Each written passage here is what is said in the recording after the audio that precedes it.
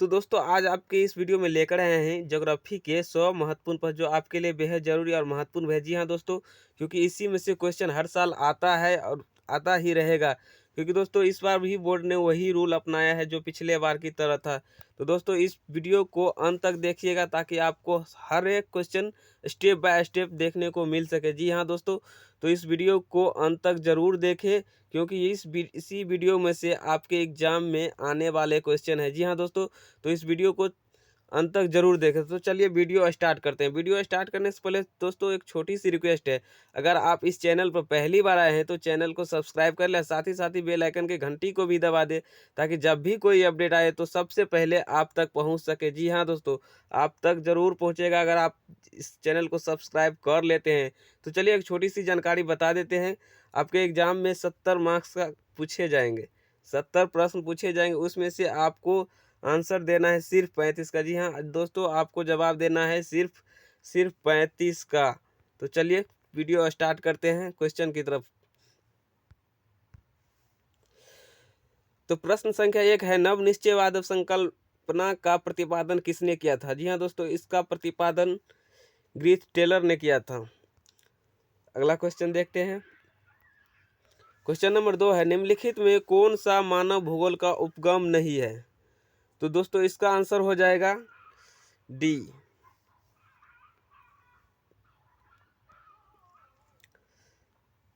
अगला क्वेश्चन है, किसने कहा मानव भूगोल अस्थिर पृथ्वी और क्रियाशील मानव के बीच परिवर्तन संबंधों का अध्ययन है? तो दोस्तों इसका आंसर हो जाएगा डी। आगे देखते हैं। क्वेश्चन नंबर 4 में है, सैन्य भूगोल मानव भूगोल के किस क्षेत्र का उपक्षेत्र है? तो दोस्तों इसका भी आंसर हो जाएगा डी, राजनीतिक भूगोल।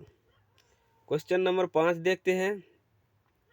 निम्नलिखित में कौन क्षेत्र संघन जनसंख्या वाला है? तो दोस्तों इसका आंसर हो जाएगा दक्षिणी पूर्व एशिया। अगला है दोस्तों, निम्नलिखित में कौन जन स्थानांतरण का प्रतिकर्ष कारक नहीं है? जी हाँ दोस्तों, इसका आंसर हो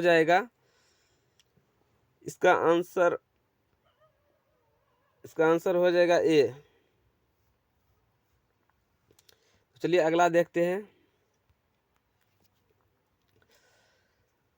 जनसंख्या वृद्धि दर सर्वाधिक है? तो दोस्तों अफ्रीका में है। जी हाँ दोस्तों, इसका आंसर हो जाएगा अफ्रीका। अगला क्वेश्चन है, 1650 ईस्वी में विश्व की जनसंख्या थी? तो दोस्तों विश्व की जनसंख्या थी 55 करोड़। अगला है, निम्नलिखित में कौन जनसंख्या के कार्यशील का आयु वर्ग का प्रतिनिधित्व करता है? तो दोस्तों 15 से 59 वर्ष का आयु वाला ही प्रतिनिधित्व कर रख सकता है। अगला है, निम्नलिखित देशों में किसका लिंग अनुपात विश्व में सर्वाधिक है? दोस्तों इसका आंसर हो जाएगा लेटविया। अगला देखते हैं। निम्नलिखित में कौन मानव विकास सूचकांक का मापक है? तो इसका आंसर हो जाएगा दोस्तों उपयुक्त सभी। जी हाँ दोस्तों, स्वास्थ्य, शिक्षा और संसाधन तक यानी सभी।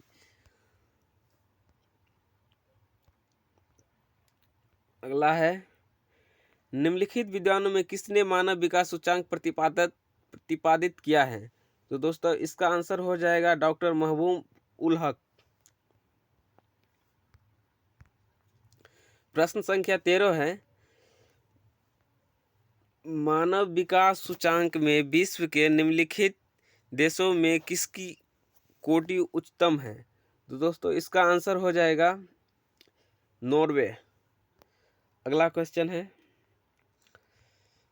14 नंबर में है, फूलों की कृषि कहलाती है? दोस्तों फूलों की कृषि कहलाती है, इसका आंसर हो जाएगा टर्फ फार्मिंग। अगला देखते हैं, सहकारी कृषि अधिक सफल रही है? तो दोस्तों इसका आंसर हो जाएगा डेनमार्क। अगला क्वेश्चन है, निम्नलिखित में कौन रोपण फसल है? दोस्तों आप सब जानती होंगे रोपण फसल होता है रबर।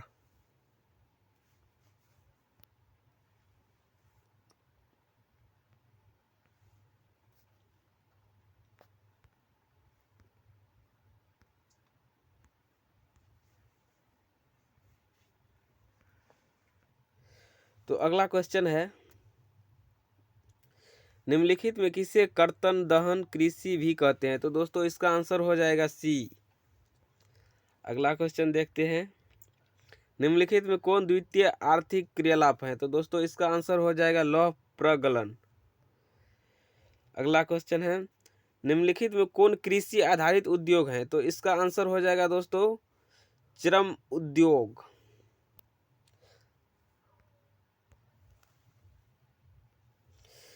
तो 20 नंबर क्वेश्चन है, निम्नलिखित में कौन वन आधारित उद्योग है? तो दोस्तों इसका आंसर हो जाएगा ए।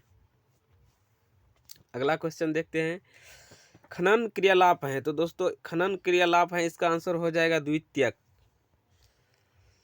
प्रश्न संख्या 22 को देखते हैं, निम्नलिखित में कौन पंचम क्रियालाप है? तो दोस्तों इसका आंसर हो जाएगा बी अखेट।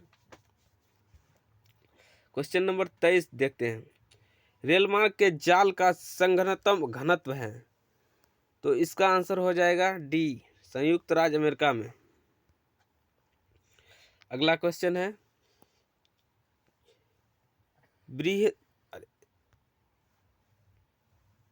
प्रश्न संख्या 24, बृहद ट्रंक मार्ग संबंधित हैं? तो इसका आंसर हो जाएगा ए। निम्नलिखित में कौन आंतरिक समुद्री पतन नहीं है? तो दोस्तों इसका आंसर हो जाएगा सी। अगला देखते हैं, लेनिनग्राद किस प्रकार का पतन है? तो दोस्तों इसका आंसर हो जाएगा औद्योगिकी पतन। प्रश्न संख्या 27 में है, विश्व व्यापार संगठन का मुख्यालय कहाँ है? तो इसका आंसर हो जाएगा दोस्तों ए जनेवा में। अगला प्रश्न है, चैनल टनल जोड़ता है? तो दोस्तों इसका आंसर हो जाएगा पेरिस को लंदन से। तो प्रश्न संख्या 29 है, निम्नलिखित दक्षिण अमेरिका देशों में कौन ओपेक का सदस्य है? तो दोस्तों इसका आंसर हो जाएगा वेनेजुएला। इसका आंसर हो जाएगा वेनेजुएला। अगला क्वेश्चन है, लैटिन अमेरिकन इंटीग्रेशन एसोसिएशन का मुख्यालय है? तो दोस्तों इसका आंसर हो जाएगा मॉन्टेविडियो। अगला क्वेश्चन देखते हैं, 31 नंबर है, निम्नलिखित आर्थिक क्रियाओं में कौन ग्रामीण अधिवासों से संबंधित हैं? तो दोस्तों इसका आंसर हो जाएगा प्राथमिक। प्रश्न संख्या 32 देखते हैं, निम्नलिखित में कौन औद्योगिक नगर है? तो दोस्तों औद्योगिक नगर पीटर्सबर्ग है। प्रश्न संख्या 33, निम्नलिखित में से कौन सा इथोपिया की राजधानी है? तो ये हो जाएगा सी। प्रश्न संख्या 34, निम्नलिखित में कौन परिवहन नगर है? तो दोस्तों इसका आंसर हो जाएगा सिंगापुर।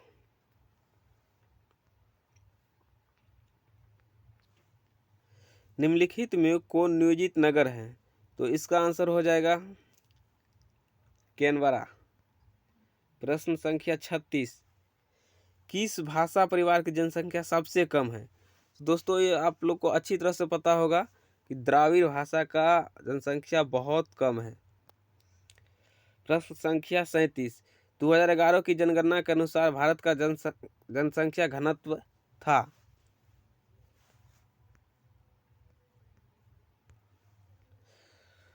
तो दोस्तों 37 का आंसर हो जाएगा ए। तो अगला क्वेश्चन है 38 में, 2011 की जनगणना के अनुसार भारत किस राज्य की जनसंख्या सबसे कम है? तो दोस्तों इसका आंसर हो जाएगा सी सिक्किम। अगला क्वेश्चन है, 2011 की जनगणना के अनुसार किस राज्य की जनसंख्या का घनत्व सर्वाधिक है? दोस्तों इसका आंसर हो जाएगा बिहार। अगला प्रश्न है, किस राज्य में सर्वाधिक संख्याओं में अप्रवासी आते हैं? तो दोस्तों इसका आंसर हो जाएगा ए।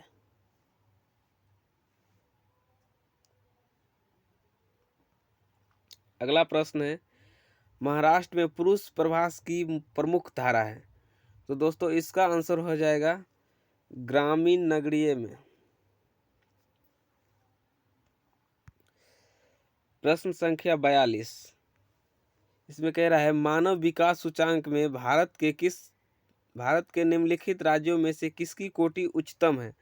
तो दोस्तों आप ये अच्छी तरह से जानते ही हैं कि केरल की उच्च कोटि उच्चतम है। अगला प्रश्न है निम्नलिखित केंद्र शासित प्रदेशों में किसकी साक्षरता उच्चतम है। तो दोस्तों ये इसका आंसर हो जाएगा डी, लक्षद्वीप। अगला प्रश्न है निम्नलिखित नगरों में से कौन सा नदी तट पर अवस्थित नहीं है। तो दोस्तों ये अच्छी तरह से आपको पता होगा, इसका आंसर होगा डी। अगला क्वेश्चन है निम्नलिखित में कौन खनन नगर है। तो दोस्तों इसका आंसर हो जाएगा सी, सिंगरौली। प्रश्न संख्या 46 कहता है हरित क्रांति संबंधित है। हरित क्रांति संबंधित है तो इसका उत्तर हो जाएगा ए, खाद्यान्न उत्पादन से। प्रश्न संख्या 47 निम्नलिखित में कौन रेशेदार फसल नहीं है। तो दोस्तों फसल, तो इसका आंसर हो जाएगा कॉफी। कॉफी क्योंकि फसल नहीं ना हुआ।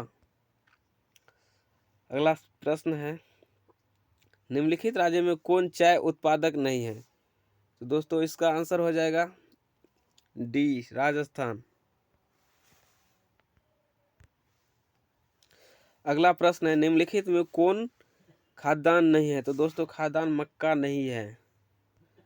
अगला प्रश्न है निम्नलिखित राज्यों में कौन सा कपास उत्पादक नहीं है। तो दोस्तों इसका आंसर हो जाएगा डी, हिमाचल प्रदेश। अगला प्रश्न है 51 निम्नलिखित में कौन भारत का सबसे लंबा राष्ट्रीय मार्ग है। तो दोस्तों इसका आंसर हो जाएगा बी, NH-44। अगला प्रश्न है जल है अजैब, जैव और वैज्ञानिक इनमें से कोई नहीं, 52। अगला प्रश्न है केंद्र सरकार का हरियाली प्रोजेक्ट संबंधित है। जी हाँ दोस्तों, केंद्र सरकार का हरियाली प्रोजेक्ट संबंधित है जल संरक्षण से। अगला प्रश्न है निम्नलिखित में कौन ऊर्जा का अनवीकरणीय स्रोत है। अनवीकरणीय स्रोत है तो दोस्तों इसका आंसर हो जाएगा ए, तापीय ऊर्जा। अगला प्रश्न को देखते हैं हीराकुंड परियोजना अवस्थित है। हीराकुंड परियोजना अवस्थित है तो ये अवस्थित है ओडिशा में। निम्नलिखित राज्यों में किसमें काकरापार नाभिकीय ऊर्जा केंद्र अवस्थित है। तो दोस्तों इसका आंसर हो जाएगा गुजरात। अगला प्रश्न है खेतरी तावा क्षेत्र किस राज्य में स्थित है। तो दोस्तों इसका आंसर हो जाएगा राजस्थान। अगला प्रश्न है बोकारो इस्पात केंद्र है। तो दोस्तों इसका आंसर हो जाएगा सी, सार्वजनिक क्षेत्र में। अगला प्रश्न है 59 नंबर निम्नलिखित कोयला खदानों में कौन झारखंड में नहीं है। तो दोस्तों इसका आंसर हो जाएगा सिंगरौली। अगला प्रश्न है 60 नंबर निम्नलिखित राज्यों में से किस में प्रमुख तेल क्षेत्र स्थित है। तो प्रश्न संख्या 60 का आंसर होगा दोस्तों सी, असम। अगला प्रश्न है नई औद्योगिक नीति की घोषणा कब हुई। 61 नंबर प्रश्न है नई औद्योगिक नीति की घोषणा कब हुई। तो दोस्तों इसका आंसर हो जाएगा बी। तो चलिए अगले क्वेश्चन को देखते हैं। 61 नंबर क्वेश्चन है नई औद्योगिक नीति की घोषणा कब हुई थी। जी हाँ दोस्तों, इसकी घोषणा हुई थी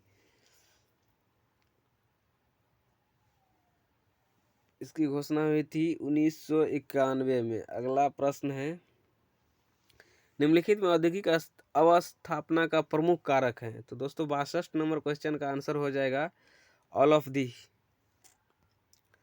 अगला प्रश्न है भारत में वायु परिवहन सेवा की शुरुआत हुई थी। जी हाँ दोस्तों, भारत में वायु परिवहन की सेवा शुरुआत कब हुई थी। तो इसका आंसर हो जाएगा बी, 1911 में। अगला प्रश्न है 64 नंबर में निम्नलिखित में कौन पूर्व मध्य रेलवे मंडल का मुख्यालय है। तो दोस्तों इसका आंसर हो जाएगा डी।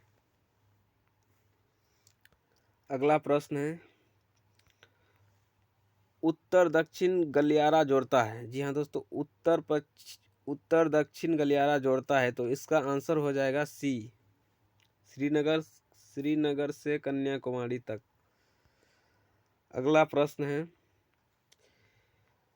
तूतीकोरिन पत्तन स्थित है? तूतीकोरिन पत्तन स्थित है दोस्तों, इसका आंसर हो जाएगा तमिलनाडु में। प्रश्न संख्या 67, अम्ल वर्षा का कारण है? जी हाँ दोस्तों, प्रश्न संख्या 67 कह रहा है अम्ल वर्षा का कारण है, तो दोस्तों इसका आंसर हो जाएगा सी, वायु प्रदूषण। अगला प्रश्न है,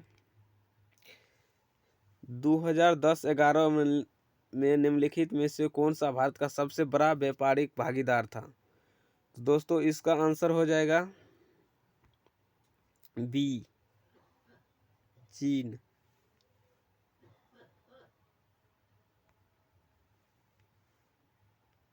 इसका आंसर हो जाएगा चीन। तो चलिए अगला, तो दोस्तों अगला क्वेश्चन है, ध्वनि प्रदूषण का प्रमुख स्रोत है? ध्वनि प्रदूषण का प्रमुख स्रोत है, तो दोस्तों इसका आंसर हो जाएगा ऑल ऑफ दी, उद्योग, मोटर वाहन और लाउड स्पीकर से सभी इसका आंसर है।